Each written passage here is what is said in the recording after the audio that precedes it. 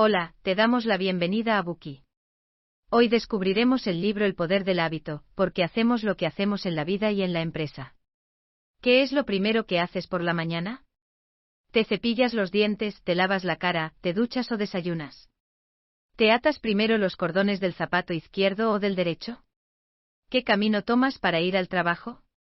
Cuando llegas a la oficina, primero revisas tu correo electrónico o charlas un rato con tus compañeros. ¿Comes una ensalada saludable o un buen filete para el almuerzo? Al llegar a casa por la noche, primero haces ejercicio o preparas la cena. Puedes pensar que todas esas elecciones son el resultado de un pensamiento deliberado, pero no es así.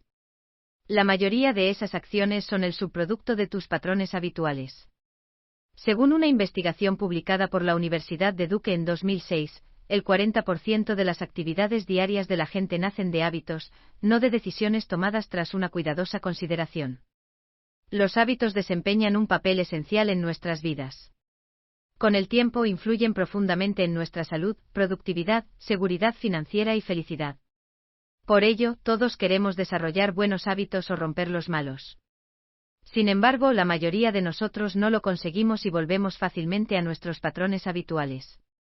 Sin embargo, una vez que entendemos la ciencia que hay detrás de la formación de hábitos, podemos dividirlos en segmentos y reestructurarlos para desarrollar unos buenos que se ajusten a nuestras necesidades y apoyen unos patrones de alimentación más saludables y una mayor productividad. Durante décadas, Charles Duhigg, el autor de este libro, consultó a cientos de neurocientíficos, psicólogos, sociólogos y especialistas en marketing. Basándose en esta extensa investigación, su libro explica la neurología de la formación de hábitos y la mecánica del cambio de hábitos. A continuación, dividiremos este libro en 5 partes. Primera parte, la neurología de la formación de hábitos. Segunda parte, cómo romper con un viejo hábito. Tercera parte, cómo formar un nuevo hábito. Cuarta parte, cómo encontrar los hábitos clave. Quinta parte, ¿somos responsables de nuestros hábitos? ¿Cómo funcionan nuestros hábitos? Empezamos con la historia de Eugene Pauly. A Pauly se le diagnosticó una encefalitis vírica. Aunque físicamente se recuperó, sufrió una pérdida de memoria latente. Pauly no podía retener ningún recuerdo de acontecimientos recientes. No podía recordar el nombre de las personas que había conocido recientemente, ni las fechas de los acontecimientos recientes. Algunas mañanas se levantaba de la cama, se dirigía a la cocina, se preparaba tocino y huevos, se metía bajo las sábanas y encendía la radio. Al cabo de poco tiempo volvía a repetir la secuencia. Preocupada, la mujer de Pauly se puso en contacto con Larry Squire, un científico especializado en la pérdida de memoria. Al investigar el caso de Pauly, Squire descubrió un detalle muy peculiar. A pesar de su pérdida de memoria, Pauly podía recordar el camino de vuelta a casa. A Pauly le aconsejaron que hiciera más ejercicio, por lo que su mujer le acompañaba a dar paseos, tomando la misma ruta todos los días. Los médicos también le pidieron que lo vigilara en todo momento porque les preocupaba que no fuera capaz de encontrar el camino de vuelta a casa si se perdía. Sin embargo, un día, mientras su mujer se vestía para el paseo, Pauly se escabulló por la puerta principal sin ser visto. Preocupada, su mujer le buscó por todas partes, pero no logró. Cuando volvió a casa abatida y dispuesta a llamar a la policía, lo encontró sentado en el sofá viendo la televisión.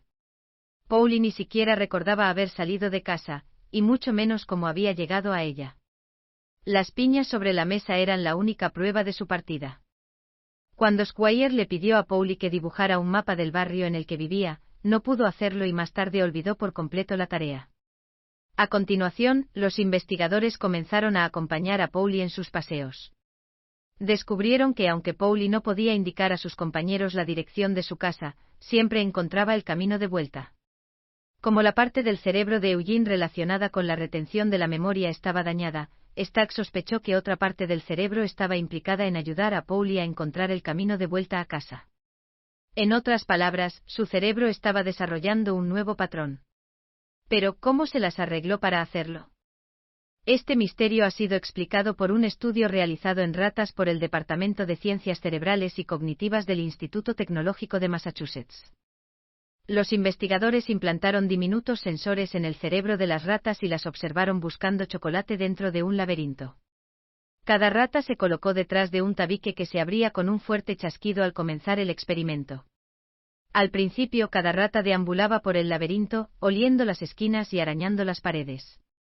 En esta fase el cerebro mostraba un alto nivel de actividad mental. Sin embargo, con el tiempo, las ratas se fueron familiarizando con el laberinto y pudieron encontrar rápidamente el chocolate. Finalmente empezaron a realizar el acto de forma casi inconsciente, ya que la acción se convirtió en un hábito.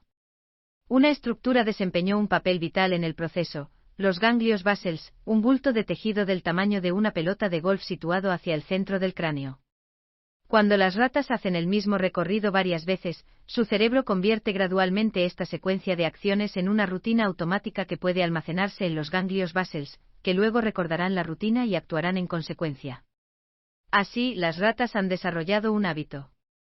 Los hábitos explican por qué aprender a conducir un coche requiere una gran concentración, pero podemos hacerlo de forma irreflexiva o incluso entretener otros pensamientos mientras conducimos cuando nos convertimos en conductores más experimentados.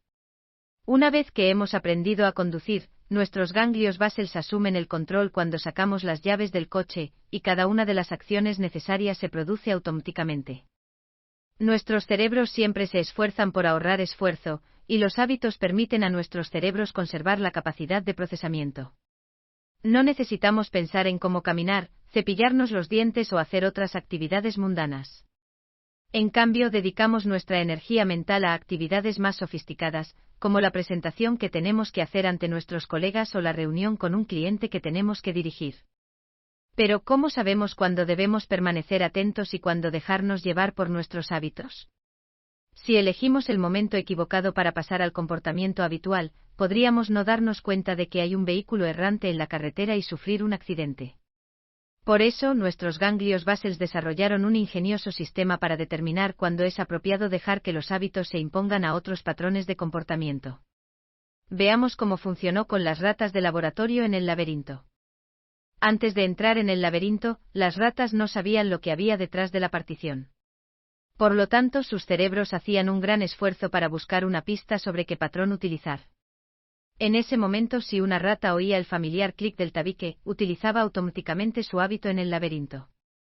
Una vez descubierto el chocolate, su cerebro recuperaba el control para asegurarse de que todo se desarrollaba como se esperaba. Todo este proceso se desarrolla en el cerebro como un bucle de 3 pasos. En primer lugar, hay una señal, en el caso de las ratas, por ejemplo, el clic del tabique. La señal ayuda al cerebro a entender qué patrón automático debe activar y qué hábito debe utilizar. En segundo lugar, hay una rutina, que puede ser física, mental o emocional, en este caso, es la rata que recorre el laberinto. En tercer lugar, hay una recompensa, el chocolate. La recompensa ayuda al cerebro a determinar si vale la pena recordar este bucle concreto y utilizarlo en el futuro. Entonces, ¿qué tiene que ver esto con Paulie? La razón por la que Paulie podía volver a casa por su cuenta era que había formado un hábito. Este bucle de hábitos le permitía navegar de vuelta a casa a pesar de su pérdida de memoria. Los árboles y los buzones de las esquinas eran señales, y su ubicación fija guiaba a Paulie en su camino de vuelta a casa. Encontrar el camino a casa era su recompensa. Hasta aquí llegamos con la primera parte de nuestro Buki. La historia de Paulie y el experimento de las ratas en el laberinto nos introdujeron en el bucle de formación de hábitos, que implica la pista, la rutina y la recompensa. Gracias por escuchar. Compruebe el enlace de abajo para desbloquear el contenido completo.